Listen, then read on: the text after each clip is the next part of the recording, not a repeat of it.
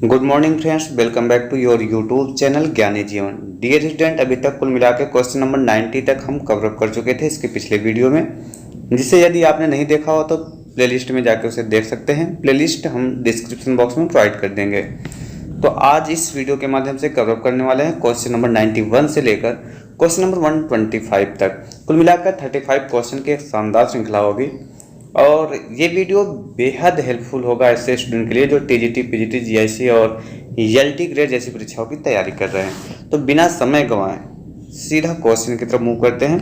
Question number 91 है, the geological age of rock is determined by. किसी चट्टान की भूवैज्ञानिक आयु निर्धारित की जाती है। ऑप्शन नंबर ए है the fossils, flora and fauna, जीवाश्म, वानस्पति जात, प्राणिजात के द्वारा। बी है chemical composition of the rocks. Option number C है रेडियोमेट्रिक डेटिंग और ऑप्शन नंबर डी है स्पेक्ट्रोस्कोपिक डेटा। तो इसका राइट आंसर क्या होगा? इसका राइट आंसर हो जाएगा ऑप्शन नंबर सी। और ऑप्शन नंबर सी क्या है? Radiometric dating.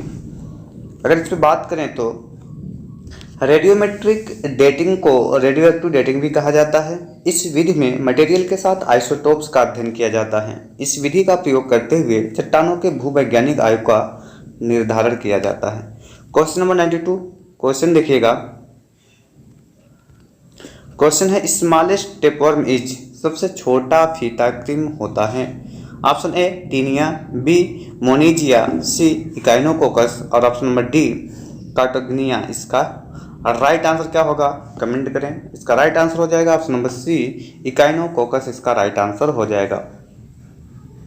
इकाइनोकोकस ग्रेनुलोसस को हाइड्रेटेड वर्म या डाग वर्म कहते हैं।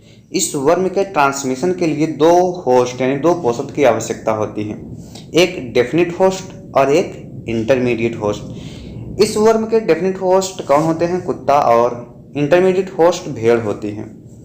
इसके अतिरिक्त cattle, horse, goats and camel भी इंटरमीडिएट होस्ट हो सकती हैं। इकाइनोकोकस प्रजाति के एक अन्य परजीवी इकाइनोकोकस मल्टीलाकुलेरिस भी हैं। क्या हैं? इकाइनोकोकस मल्टीलाकुलेरिस भी हैं। इकाइनोकोकस परजीवी फ्लैट वर्म कहलाते हैं। यह सबसे छोटे कृमि होते हैं। इकाइनोकोकस कृमि वयस्क की स्थिति में 2 से 6 mm के होते हैं। टीनिया सोलियम को क्या कहा जाता है? चपटा कृमि कहा जाता है। यह मनुष्य तथा पशुओं के आंत्र का परजीवी होता है, जिसका प्राथमिक पोषक मनुष्य तथा द्वितीयक पोषक सूअर होता है। इसे प्रायः सूअर मांस फीता कृमि कहते हैं तथा टी सेजनेटा को गो मांस फीता कृमि कहा जाता है। सो दैट मूव करते हैं क्वेश्चन नंबर 93 पर। क्वेश्चन नंबर 93 क्या है देखिएगा। क्वेश्चन है 2,4-D इज सिंथेटिक। 2,4-D है एक संश्लेषित। Option number A auxin, B gibberellin, C cytokinin and D florigen. Right answer क्या होगा इसका? ऑप्शन नंबर ए इसका राइट आंसर हो जाएगा ऑक्सिन। 2,4-D यानी 2,4-D का मतलब क्या है? 2,4-डाइक्लोरोफिनॉक्सी एसिटिक एसिड क्या होता है? एक संश्लेषित ऑक्सिन है। खरपतवार उन्मूलन के लिए प्रयोग में लाया जाता है। इसके छिड़काव से खरपतवार नष्ट हो जाते हैं। क्वेश्चन नंबर 94 देखिएगा।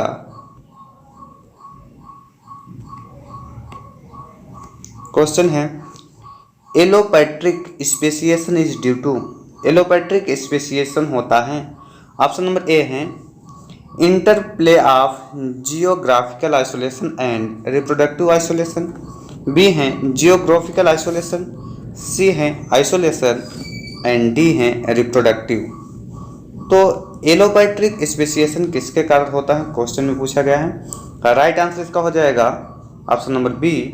और ऑप्शन नंबर बी है जियोग्राफिकल आइसोलेशन। भौगोलिक पृथक्करण के कारण एलोपैट्रिक स्पेसिएशन होता है। एलोपैट्रिक स्पेसिएशन भौगोलिक पृथक्करण के कारण होता है। एलोपैट्रिक स्पेसिएशन जो है कुछ जातियों के जीव भौतिक अवरोधों के कारण छोटी छोटी आबादियों में बढ़ जाते हैं।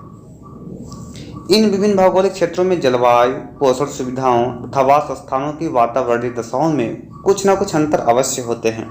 अतः इनमें रहने वाली आबादियों के जीवों में अपने अपने भौगोलिक दशाओं के अनुरूप अनुकूलित होते हैं। इससे इन आबादियों के जीन पूल धीरे धीरे एक दूसरे से अलग अलग होते जाते हैं।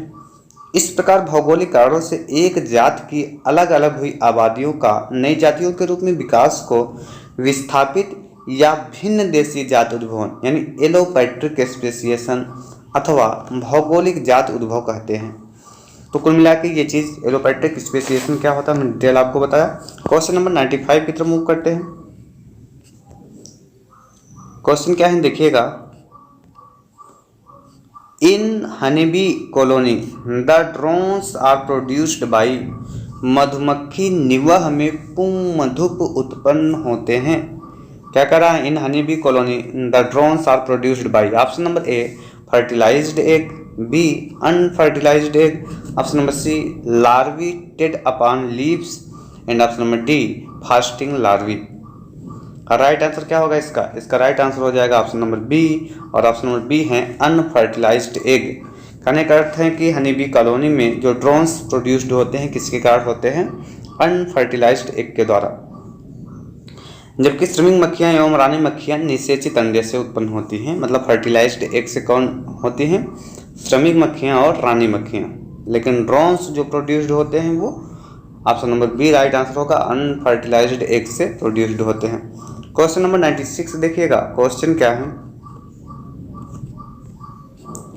Fibrinogen is synthesised in, fibrinogen का निर्माण होता है option number A liver, B fibrocytes, C kidney, option number D blood. तो फाइब्रिनोजन का निर्माण कहाँ होता है, राइट आंसर इसका हो जाएगा ऑप्शन नंबर ए लीवर में इसका राइट आंसर होगा। फाइब्रिनोजन एक प्रोटीन है जिसका निर्माण मानव यकृत में होता है, यह ब्लड क्लॉटिंग में भाग लेता है। क्वेश्चन नंबर 97 देखिएगा, क्वेश्चन क्या है, in which forms are carbohydrates located in plants, पौधों में कार्बोहाइड्रेट किस रूप में रहता है, option number A glucose, B starch, C fructose, D maltose. Right answer हो जाएगा इसका ऑप्शन नंबर बी स्टार्च। पौधों में कार्बोहाइड्रेट किस रूप में रहता है, तो स्टार्च के रूप में रहता है। पौधों में सर्वाधिक मात्रा में कार्बोहाइड्रेट स्टार्च और सेलुलोज पॉलीसेकेराइड के रूप में होता है और मोनोसेकेराइड के रूप में ग्लूकोज पाई जाती है। पशुओं में कार्बोहाइड्रेट ग्लाइकोजन के रूप में संग्रहित रहते हैं। क्वेश्चन नंबर 98 देखिएगा, क्वेश्चन है eggs of birds are designated as, पक्षियों के अंडों को इस नाम से जाना जाता है। Option number A alecithal, B telolecithal, C centrolecithal and option number D mesolecithal. तो राइट आंसर हो जाएगा इसका option number B, eggs of birds are designated as telolecithal. पक्षियों के अंडों को गोलार्ध पीतकी यानी टिलोलेसिथल के नाम से जाना जाता है। इसके अतिरिक्त रेप्टाइल्स, कार्टिलोजिनस और बोनी प्रकार की मछलियों में भी टिलोलेसिथल प्रकार के अंडे पाए जाते हैं। क्वेश्चन नंबर 99 देखते हैं। क्वेश्चन है maturation of spermatozoa occurs in, शुक्राणु का परिपक्वन होता है। Option number A epididymis, B vasa deferens, vas deferens, C prostate and D none of these. Right answer इसका हो जाएगा maturation of spermatozoa occurs in epididymis, इसका राइट आंसर हो जाएगा। शुक्राणुओं का परिपक्वन एपिडिडाइमस में होता है। वृषण की प्रत्येक शुक्रनालिका से एक पतली नली निकलती है जिसे वासा एफरेंसिया कहते हैं। सभी वासा एफरेंसिया वृषण के बाहर आकर एक जाल बनाती हैं जिसे वृषण जालक कहते हैं। इसी वृषण जालिका से एक मोटी कुंडलित नली निकलती है जिसे एपिडिडाइमिस कहते हैं। अधवृषण का अंतिम सिरा संकरा होकर शुक्रवाहिनी बनाता है। अधवृषण में शुक्राणुओं का परिपक्वन एवं संग्रह होता है। क्वेश्चन नंबर नेक्स्ट पे मूव करते हैं। क्वेश्चन नंबर 100 देखिएगा।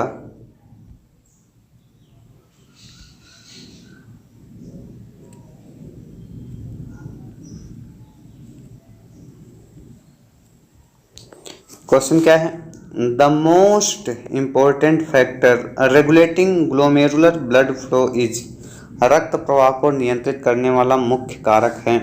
ऑप्शन नंबर ए है parasympathetic and sympathetic nerves. B है NaCl कंसंट्रेशन इन फिल्ट्रेट।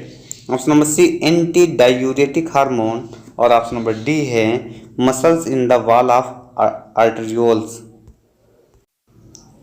तो इसका राइट आंसर क्या हो जाएगा? इसका राइट आंसर हो जाएगा ऑप्शन नंबर डी। और ऑप्शन नंबर डी है muscles in the wall of arterioles, धमनिकाओं की भित्ति में पाई जाने वाली पेशियां, इसका राइट आंसर हो जाएगा।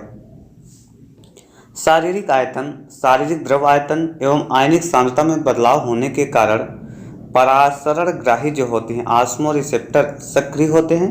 शरीर से जल के अधिक निष्कासन के कारण ये रिसेप्टर सक्रिय हो जाते हैं, जो हाइपोथैलेमस को एडीएच का मतलब एंटी डायूरेटिक हार्मोन स्रावर तथा वैसोप्रेसिन को प्रेरित करता है। एडीएच जल के पुनरावशोषण को बढ़ाता है, जिससे मूत्रवर्धन रुकता है। क्वेश्चन नंबर 101 देखते हैं। क्वेश्चन क्या है? क्वेश्चन है कोलाइगोगस या कोलाइजियस आप बोल सकते हैं। कोलाइजोजियस स्टिमुलेट द सिक्रेशन ऑफ पित्तरेचक निम्न के स्रावर को प्रेरित करता है। ऑप्शन ए है saliva, B gastric juice, C bile and option number D intestinal juice. Right answer क्या होगा इसका? ऑप्शन नंबर सी। पित्तरेचक किसके स्रावर को प्रेरित करता है? बाइल को। पित्तरेचक एक प्रक्रिया है जो यकृत से पित्त के रस को स्रावर को प्रेरित करता है। प्राचीन औषध विज्ञान में दो प्रकार के पित्तरेचक होते हैं। पहला प्रत्यक्ष जो पित्त की मात्रा को बढ़ाता है, और दूसरा इनडायरेक्ट यानी अप्रत्यक्ष जो पित्ताशय में संचित पित्त के स्रावर को बढ़ाता है। क्वेश्चन नंबर 102 देखिएगा। क्वेश्चन है riboflavin deficiency causes which of the following disease. Riboflavin की कमी के कारण से निम्न में से कौन सा रोग उत्पन्न होता है? Option number A beriberi, B pellagra, C cheilosis and D scurvy. तो इसका राइट आंसर क्या हो जाएगा? इसका राइट आंसर हो जाएगा option number C cheilosis. Vitamin B2 का नाम राइबोफ्लेविन है, इसकी कमी से किलोसिस नामक रोग होता है। और जो विटामिन B1 की कमी से बेरीबेरी नामक रोग होता है। विटामिन B3 की कमी से क्या होता है? पीपी फैक्टर जिसको बोलते हैं की कमी से पेलेग्रा नामक रोग होता है। एंड विटामिन सी की कमी से आप जानते हैं स्कर्वी नामक रोग हो जाता है। क्वेश्चन नंबर 103 देखिएगा। क्वेश्चन काफ़ी बड़ा है। A couple having blood group AB and O adopted a son. Later on they gave birth to twins. The blood group of the adopted son is. एक दंपति जिनका रक्त समूह AB है। क्वेश्चन क्या है? एक दंपति जिनका रक्त समूह AB है तथा O है ने एक लड़के को गोद लिया। बाद में उनके जुड़वा बच्चों का जन्म हुआ। गोद लिए लड़के का रक्त समूह है। तो ऑप्शन नंबर ए है ए, बी का ब्लड ग्रुप बी दिया है, ऑप्शन नंबर सी में ब्लड ग्रुप ओ दिया है, और ऑप्शन नंबर डी नन, इनमें से कोई नहीं। एक्चुअल में अगर इस पे बात की जाए तो क्वेश्चन आपको कंफ्यूज करने के लिए इस तरीके से बनाए हैं। क्वेश्चन का कोई मीन्स प्रॉपर निकल के नहीं आएगा आगे जब आप इसको पढ़ेंगे। क्वेश्चन एक बार फिर से हम रिपीट कर देते हैं ताकि आप क्लियर हो सको, और आप एक बार इसके आंसर को फाइंड आउट करने का प्रयास करेंगे कि एक दंपति जिनका रक्त समूह AB है तथा O है, मतलब कोई दंपति हैं जिनका रक्त समूह AB और O है, एक लड़के को गोद लिया। बाद में उनके जुड़वा बच्चों का जन्म हुआ। गोद लिए गए लड़के का रक्त समूह पूछा है, जबकि जो जुड़वा बच्चा हुआ उसका पूछता तो उसका कोई प्रॉपर आंसर निकल के आता। जबकि पूछा है गोद लिए गए बच्चे का, तो गोद लिए गए बच्चे का इनसे कोई टर्म ही नहीं है, तो फिर इनसे रक्त से संबंधित नहीं है। तो राइट आंसर तो ऑप्शन नंबर डी हो जाएगा। लेकिन अगर पूछता कि जो जुड़वा बच्चे पैदा हुए उनका रक्त समूह पूछता, तो उनका रक्त समूह निकालने के लिए आपको बनाना पड़ता पूरा क्या है कि AB का जो फार्मूला बनता उससे और इससे बनता, तो मैक्सिमम प्रोबेबिलिटी होती कि उनके जो जन्मे जुड़वा बच्चे होते वो रक्त वर्ग A और B के होते, मतलब A के होते व B के होते। लेकिन इस दंपति के रक्त समूह से गोद लिए गए बच्चे के रक्त समूह ज्ञात ही नहीं किया जा सकता, तो इसका right answer option number D होगा। बढ़ते हैं नेक्स्ट क्वेश्चन की तरफ। क्वेश्चन नंबर 104 देखिएगा।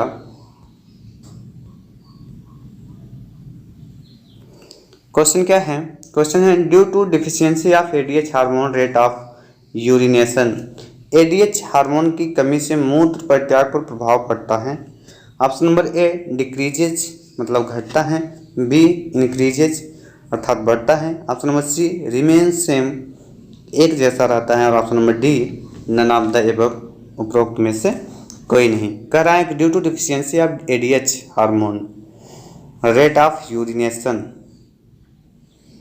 एडीएच हार्मोन की कमी से मूत्र परित्याग पर प्रभाव पड़ता है। तो राइट आंसर क्या होगा इसका 104 का?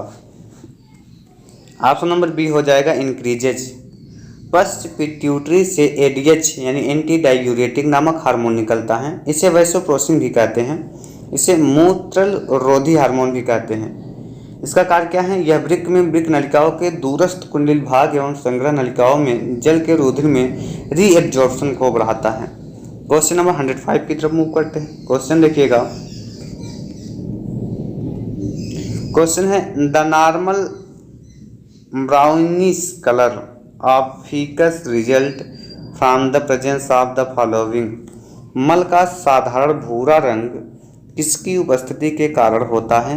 Option number A stercobilin, B mesobilirubin, option number C urobilinogen और ऑप्शन नंबर डी बिल्वर्डिन। और राइट आंसर क्या होगा?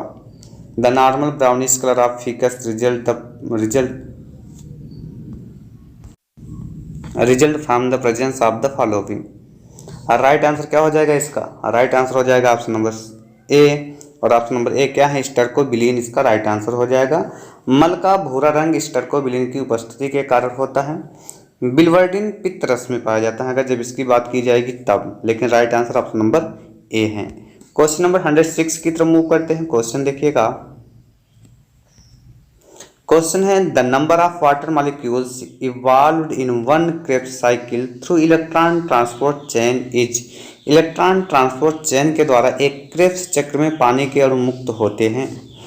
4 ऑप्शन है, option number A 4, option number B 3, C 1 और ऑप्शन नंबर डी 2। और राइट आंसर इसका हो जाएगा ऑप्शन नंबर सी 1।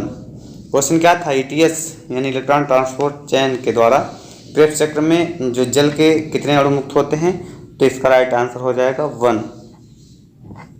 जब सिट्रिक एसिड सिस एकोनेटिक एसिड में परिवर्तित होता है तो क्रेब्स चक्र माइटोकॉन्ड्रिया में पूर्ण होता है जिसमें से पानी के एकल बाहर निकलता है।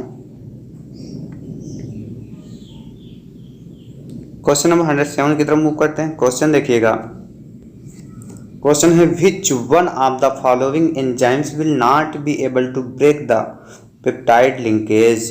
निम्न में से कौन सा एंजाइम पेप्टाइड बंध को तोड़ने में सक्षम नहीं है? Option number A pepsin, B trypsin, C rennin और ऑप्शन नंबर डी है टाइलिन। तो राइट आंसर क्या हो जाएगा इसका? ऑप्शन नंबर डी टाइलिन इसका राइट आंसर हो जाएगा। पेप्सिन क्या है? चलिए एक के विषय में बात कर लेते हैं। तो पेप्सिन जो हो जाता है वो प्रोटीन पाचक एंजाइम हो जाता है। ये क्या है? प्रोटीन पाचक एंजाइम है, ठीक। और ट्रिप्सिन क्या है? ट्रिप्सिन के विषय में बात करें तो ये भी प्रोटीन पाचक एंजाइम है। और फिर क्या है? चलिए, और रेनिन क्या है? रेनिन दुग्ध प्रोटीन पाचक एंजाइम है। और टाइलिन जो है कार्बोहाइड्रेट पाचक एंजाइम है। क्वेश्चन नंबर 108 की तरफ मूव करते हैं। क्वेश्चन देखिएगा, क्वेश्चन है the lens and the retina of the vertebrate I R developed from. कशेरुकी नेत्र का लेंस एवं मूर्ति पटल विकसित होते हैं। Option number A ectoderm only, B endoderm only, C partly from ectoderm and partly from endoderm and option number D mesoderm only. Right answer क्या होगा इसका? इसका राइट आंसर हो जाएगा ऑप्शन नंबर ए, और ऑप्शन नंबर ए है ectoderm only. कशेरुकी नेत्र का लेंस एवं मूर्ति पटल केवल एक्टोडर्म से विकसित होता है। क्वेश्चन नंबर 109 देखिएगा। क्वेश्चन क्या है? The innervation of heart is primarily meant for. हृदय के प्रेरण का प्राथमिक अर्थ है। Option number A initiation of heartbeat, B regulation of heartbeat, option number C activation of pacemaker and option number D release of acetylcholine. Right answer क्या होगा इसका 109 का, ऑप्शन नंबर 20 का राइट आंसर हो जाएगा। The innervation of heart is primarily meant for regulation of heartbeat, option number 20 the right answer, हृदय धड़कन का नियंत्रण। क्वेश्चन नंबर 110 देखिएगा, क्वेश्चन क्या है। क्वेश्चन है एज ऑफ फिशेस मछलियों का युग है, option number A Ordovician period, B Proterozoic era, option number C Silurian period और option number D Devonian period. तो एज ऑफ फिशेस क्या होगा right answer, option number D Devonian period इसका right answer हो जाएगा। तो मछलियों के युग को डिवोनियन पीरियड बोलते हैं, और ब्रायोफाइटा और जालिस मछली के युग को क्या बोलते हैं, ये बोलते हैं क्या है आर्डोविशियन जो है पीरियड बोलते हैं। और प्राचीन जीवन युग या पुराजीवी महाकल्प किसको बोलते हैं, प्रोटेरोजोइक इरा को बोलते हैं। और टेरिडोफाइट के जो हैं क्या बोलते हैं, सिल्यूरियन पीरियड। तो इस प्रकार से इसका जो राइट आंसर होगा option number D Devonian period इसका राइट आंसर हो जाएगा। क्वेश्चन नंबर 111 देखिएगा, क्वेश्चन बहुत ही शानदार है। Which one is not a vestigial organ of man, कौन सा एक मानव अवशेषी अंग नहीं है। देखिएगा 4 ऑप्शन में पहला ऑप्शन है निक्टिटेटिंग मेम्ब्रेन निमेशक पटल, बी वर्मीफॉर्म अपेंडिक्स, सी कोक्सिक्स, ऑप्शन नंबर डी इपीग्लोटिस। तो राइट आंसर बताइएगा क्या होगा इसका। इसका राइट आंसर हो जाएगा ऑप्शन नंबर डी, और ऑप्शन नंबर डी है इपीग्लोटिस। इसको क्या बोलते हैं, घाटी ढापन। ये मानव का अवशेषीय अंग नहीं है। मनुष्य के अवशेषीय अंगों का शरीर में कोई काम नहीं है, लेकिन मनुष्य में त्वचा के बाल, कॉक्सिक किमरूप प्रशोषिका यानी वर्मीफॉर्म अपेंडिक्स जिसको बोलते हैं, अक्लदार, निमेशक पटल आदि अवशेषीय अंग पाए जाते हैं। जबकि इपीग्लोटिस गले के अंदर पत्ती के आकार का एक फ्लैप होता है जो खाते समय खाने को श्वसन नलिका तथा फेफड़ों की ओर जाने से रोकती है। क्वेश्चन नंबर 112 की तरफ मूव करते हैं। देखिएगा क्वेश्चन है fresh water fishes face the danger of, मीठे जल की मछलियां सामना करती हैं। A hydration, B dehydration, C increased water pressure and option number D decreased glucose level. Right answer हो जाएगा ऑप्शन नंबर डी, और ऑप्शन नंबर डी है डिक्रीज्ड ग्लूकोज लेवल इसका राइट आंसर हो जाएगा। मीठे जल की मछलियां प्रायः शर्करा के स्तर की कमी के खतरे का सामना करती हैं। क्वेश्चन नंबर 113 देखिएगा, क्वेश्चन है एंटीकोडॉन अकर्स इन, एंटीकोडॉन होते हैं option number A DNA, B tRNA, C mRNA, M छोटा रहना चाहिए, और आरआरएनए। तो राइट आंसर क्या होगा इसमें, एंटीकोडॉन कौन होते हैं। तो इसका राइट आंसर हो जाएगा ऑप्शन नंबर बी टीआरएनए इसका राइट आंसर हो जाएगा। एंटीकोडॉन टीआरएनए पर स्थित होता है, छोटा आरएनए कहलाता है इसको। और जो लूप पाए जाते हैं वो कौन से हैं, एक्सेप्टर हैं, एंटीकोडॉन लूप हैं और डी लूप हैं, और ये सभी जो हैं इसमें लूप पाए जाते हैं। तो क्वेश्चन नंबर 114 की तरफ मूव करते हैं। क्वेश्चन देखिएगा, क्वेश्चन है Down syndrome is caused by, Down syndrome उत्पन्न होता है। Option number A trisomy of 13 autosomes, B trisomy of 18 autosomes, C trisomy of 21 autosomes and D trisomy of 6 chromosomes. Right answer हो जाएगा option number C trisomy of 21 autosomes. Down syndrome में 21वीं जोड़ी गुणसूत्र के क्या है, डाउन सिंड्रोम में किसी जोड़ी गुणसूत्र 2 के बजाय 3 होते हैं, और क्या हो जाता है कुल 47 हो जाता है। 3 समजात गुणसूत्रों के ऐसे समूह को ट्राइसोमी कहते हैं, और इस सिंड्रोम वाला व्यक्ति छोटे कद और मंद बुद्धि का होता है। लगभग 16 वर्ष की आयु तक इसकी मृत्यु हो जाती है। इसका सिर गोल, गर्दन मोटी, त्वचा खुरदुरी, जीभ मोटी, अंगुलियां ठूंठदार, मुख खुला, आंखें तिरछी, पलकें मंगोलों की भांति वलित होती हैं, इसलिए इस सिंड्रोम को मंगोली जड़ता भी कहते हैं। क्वेश्चन नंबर 115 देखिएगा, क्वेश्चन है which of the following does not happen in the prophase first of meiosis. अर्धसूत्रक के प्रोफेज फर्स्ट में निम्नलिखित में क्या नहीं होता? A segregation, B chromosome condensation, C pairing of homologous, D chiasma formation. Right answer क्या हो जाएगा इसका? इसका राइट आंसर हो जाएगा option number A, segregation is the right answer. अर्धसूत्रक के प्रोफेज फर्स्ट में गुणसूत्रों का संघनन जिसको बोलते हैं क्रोमोसोमल कंडेंसेशन, समजातों का युग्मन यानी कियाज्मा फॉर्मेशन का इन सब का निर्माण होता है, जबकि सेग्रीगेशन की प्रक्रिया अर्धसूत्रक के प्रोफेज फर्स्ट में नहीं पाई जाती है। क्वेश्चन नंबर 116 देखेंगे। क्वेश्चन क्या है देखिएगा। क्वेश्चन है fresh water snakes are generally, स्वच्छ जल में पाए जाने वाले सर्प आमतौर पर होते हैं। ऑप्शन नंबर है नॉन पॉइजनस, विषहीन जिसको बोलते हैं, बी पॉइजनस यानी विषैले, option number C both poisonous and non poisonous, और option number C highly poisonous. तो fresh water snakes are generally, right answer क्या होगा 116 का? तो option number A non poisonous इसका राइट आंसर हो जाएगा। स्वच्छ जल में पाए जाने वाले सर्प आमतौर पर विषहीन होते हैं, केवल एक अमेरिका के स्वच्छ जल में पाए जाने वाले सर्प विषैले होते हैं।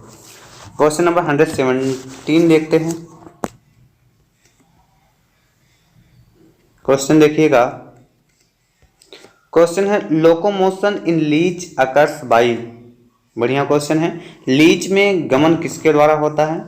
Option number A parapodia, B food, C hydroskeleton, D setae. तो बताइए इसका राइट आंसर क्या हो जाएगा? इसका राइट आंसर हो जाएगा ऑप्शन नंबर डी, सीटी इसका राइट आंसर हो जाएगा। लीच या जोंक में गमन सीटी के द्वारा होता है। इसका शरीर द्विपार्श्व सममिति तथा त्रिस्तरीय होता है। शरीर पर क्यूटिकल का आवरण होता है। इसके शरीर की संरचना नली के अंदर नली जिसको बोलते हैं ट्यूब विद इन ट्यूब के रूप में होती है। देह गुहा सीलोम कहलाता है। यह पटों द्वारा रेशमों में बटी होती है। पाचन, संवहन, उत्सर्जन, जनन व तंत्रिका तंत्र पाए जाते हैं। उत्सर्जी अंग क्या होता है? नेफ्रीडिया होता है। क्वेश्चन नंबर 118 की तरफ मूव करते हैं। क्वेश्चन देखिएगा। क्वेश्चन है ऑर्गेनाबोजेनेसिस, ऑर्गेनाबोजेनेसिस बहुत इंपॉर्टेंट क्वेश्चन है, कई बार रिपीटेड क्वेश्चन है। Option number A excretory in cockroach, B excretory in molluscs, C respiratory in some echinoderms and D osmoregulatory in crabs. Right answer क्या होगा इसका? ऑप्शन नंबर बी हो जाएगा। बी क्या है? एक्सक्रेटरी इन मोलस्कस, मोलस्का में उत्सर्जी अंग होता है ऑर्गेनाबोजेनस। कुछ और के विषय में बता दें, कई बार क्वेश्चन एक क्वेश्चन लगभग जो मुझे लगता है कि हर बार पूछा जाता है किसी न किसी एक्सक्रेटरी ऑर्गन के विषय में। तो एक तो आप अभी जान गए ऑर्गेनाबोजेनस क्या होता है, मोलस्का का उत्सर्जी अंग होता है। लेकिन चलिए कुछ और, जैसे कि ज्वाला कोशिका प्लेटीहेल्मिन्थेस का होता है। कुछ शब्दों पे विशेष फोकस करेंगे, अब शब्दों पे विशेष फोकस करेंगे। ज्वाला कोशिका प्लेटीहेल्मिन्थेस का होता है। रेनेट कोशिकाएं स्केहेल्मिन्थेस का होता है। नेफ्रीडिया एनिलिडा का होता है। केबर्स ऑर्गन मोलस्का यानी यूनियो का होता है। मेलपीगियम नलिका कीटे और आर्थ्रोपोडन्स का होता है। क्लोरेगोगन कोशिका केचुआ का होता है। तो बेहतर तरीके से आप इन सभी को रिवाइज कर लीजिएगा, वीडियो को थोड़ा सा पीछे करके। क्वेश्चन नंबर 119 की तरफ मूव करते हैं। क्वेश्चन देखिएगा। क्वेश्चन है what is the function of prostomium in earthworm. केचुआ में प्रोस्टोमियम का मुख्य कार्य है।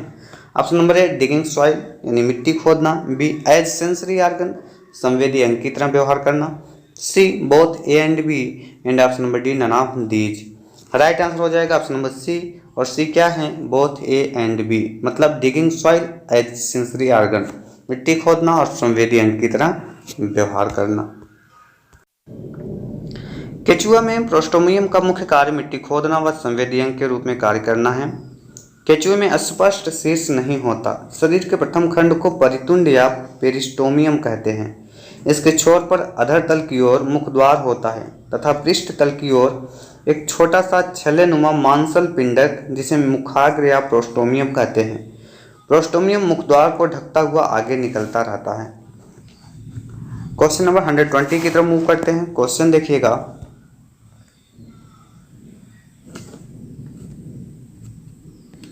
क्वेश्चन है nematocytes are present in which of the following phylum. दंश कोशिकाएं किस जाति में विद्यमान होती हैं? Option number A Coelenterata, B Porifera, C Nemathelminthes and D Echinodermata. Right answer इसका हो जाएगा ऑप्शन नंबर ए। क्या है? Nematocytes are present in Coelenterata. दंश कोशिकाएं पूरे जंतु जगत में सबसे जटिल कोशिकाएं होती हैं, जो क्या होती हैं? जो केवल संघ सिलेंट्रेटा, जिसको निडेरिया पाया जाता है, उसी में मिलता है।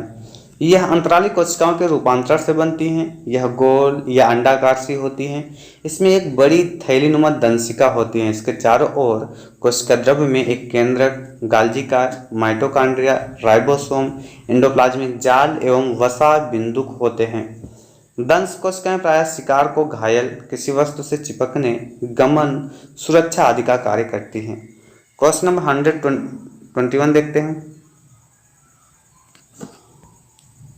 क्वेश्चन है a class of protozoa that contains only endoparasites. Protozoa का एक वर्ग जिसमें केवल आंतरिक परजीवी सम्मिलित हैं। A Sarcodina, B Flagellata, C Sporozoa, D none of these. क्या कर रहा है? A class of protozoa that contains only endoparasite. Protozoa का एक वर्ग जिसमें केवल आंतरिक परजीवी सम्मिलित हैं। और राइट आंसर इसका हो जाएगा option number C sporozoa. Sporozoa protozoa का एक वर्ग है जिसमें केवल आंतरिक परजीवी सम्मिलित हैं। स्पोरोजोआ के कुछ सामान्य लक्षण के विषय में अगर बात करें तो ये अन्य जंतुओं या पादपों के अंतः परजीवी होते हैं। अंतः विशिष्ट गमनांक एवं संकुचनशील रिक्तिकाएं अनुपस्थित होती हैं। जीवन वृत्त जटिल, इसमें प्रायः बीजाणु जनन होता है। बीजाणुओं में ध्रुवीय तंतु यानी पोलर फिलामेंट नहीं होते हैं। कुछ एग्जाम्पल के विषय में बात करें तो प्लाज्मोडियम हो जाएगा, मोनोसिस्टिस हो जाएगा, बैप्सिया हो जाएगा, ये सभी इसके एग्जाम्पल हो जाएंगे। क्वेश्चन नंबर 122 देखते हैं।